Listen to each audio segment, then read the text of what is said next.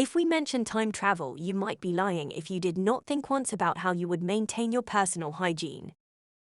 Going way back into history, such as biblical times, you would expect your armpits and certain regions to take on a smell of their own. Oddly enough, I am reminded of the Austin Powers line of, "That could gag a maggot." Welcome back to Absurd History. Today we are taking a small step back into the time of the Victorian era, because in truth, it is actually not that long ago.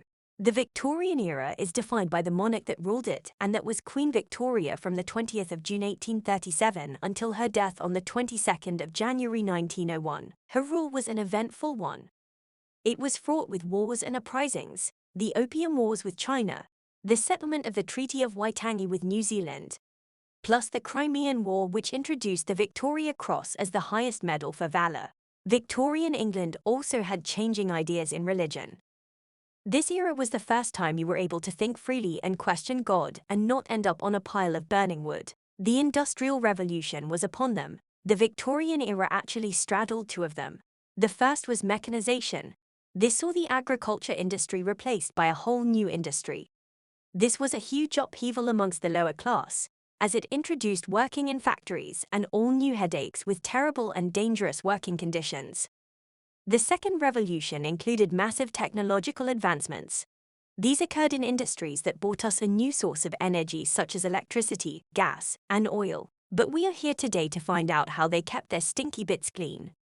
You are right to assume that for the average worker things were very different than that of royalty or the 1%ers. Of course, they all had servants and hot water that was all prepared for them. But what about common folk with no plumbing? The average family had 6 children. Yes, they had that many due to lack of birth control. Plus, if you had lots of kids, there was at least a chance a couple of them would support you in old age.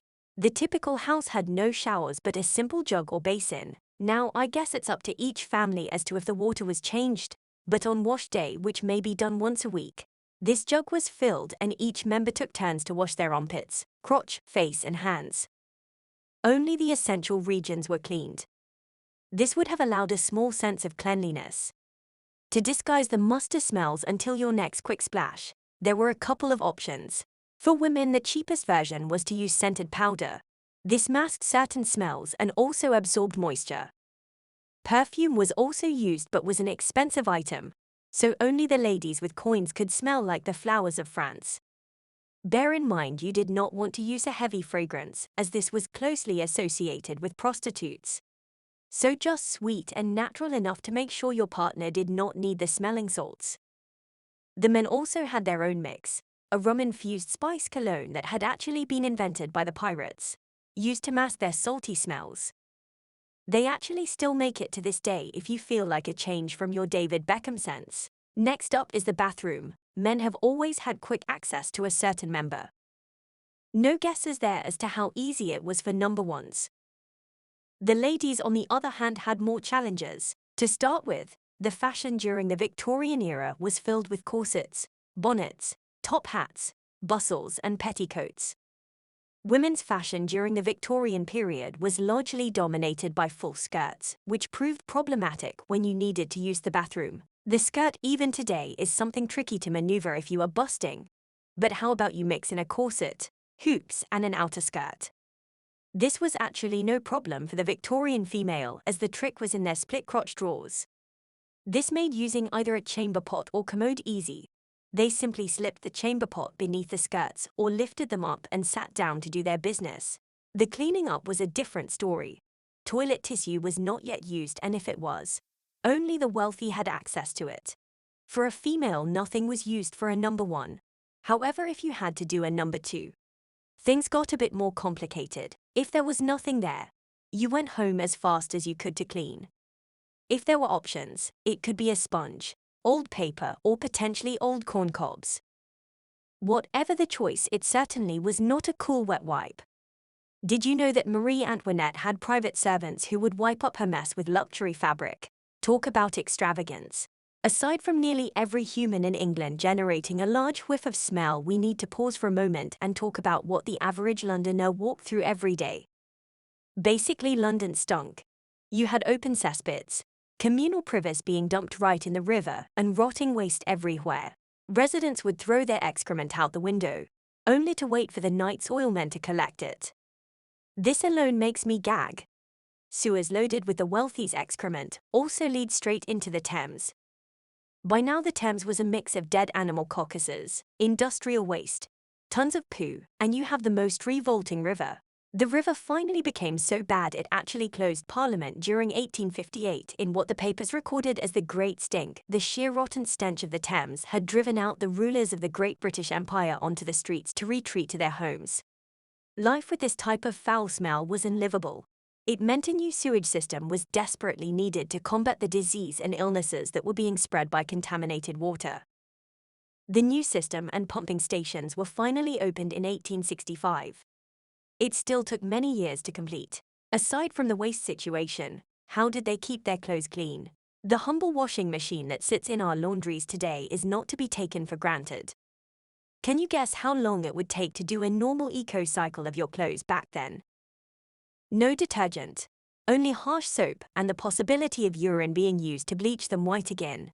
It all began with the first step of soaking overnight. Next came the soaping, scalding and scrubbing. This process may be repeated up to 3 times if needed. Each time was a huge effort as you had to boil large copper pots of water. Use long paddles to swirl the clothing. To remove the water you would wring out each article of clothing then hang to dry. Due to Victorians wearing undergarments that covered nearly their entire body, washing their outer clothes was done less often, as the smells and oils were being contained in their corsets and other under items. However, if your favorite whites got a grass stain, then there were a few options. Of course, we start with the disgusting one. This was the use of urine in stain removal, all due to the properties of ammonia that are found in urine. Not sure on the quantity required, but you can only imagine whether or not this would make your clothes clean or not. Next, there were various options such as buttermilk, onion water, or the trusty lemon water. Any other options would have involved intense physical labor. Washing was done once a week and it took all day. Makes me want to hug my washing machine. Keeping yourself looking young is certainly not a new trend, and during the Victorian era women were using all sorts of creams and potions to maintain youthful skin. You were to look youthful with a clear, unfreckled complexion with not too much rouge used in case you looked like a lady of the night. The only relatively safe skincare they seemed to have was the cold cream, which dates back to antiquity. It was the rest of the makeup that caused so much harm.